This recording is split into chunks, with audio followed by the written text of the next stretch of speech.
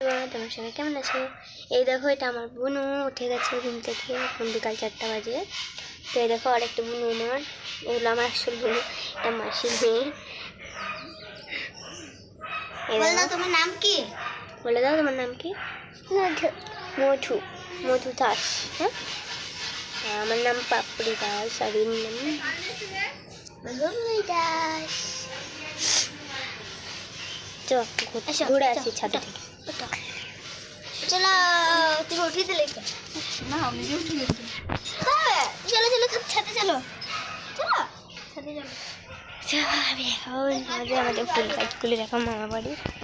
তো তোমরা সবাই জানো, মেহনা মামা বাড়িতে যখনই আসি তখনই ঘর করে লাভ করি, ভিডিও করি। তো এই দেখো লঙ্কা ধরেছি, ঝাল লঙ্কা গাছ, অনেক রকমের গাছ, যেহেতু গাঁদা গাছ।